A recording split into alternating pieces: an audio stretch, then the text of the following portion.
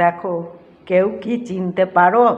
দেখো, আমার 20 বছর আগে 2005 সালে আমার ছেলে নিয়ে এসেছিল আমার মেয়েকে।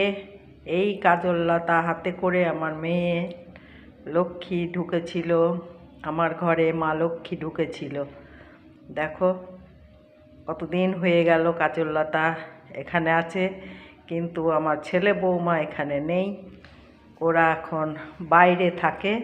কাজললতাটা দেখে আজ খুব মন খারাপ করছে যে আজ কতদিনের কথা যে এই কাজললতা হাতে করে আমার বৌমা এসেছিল।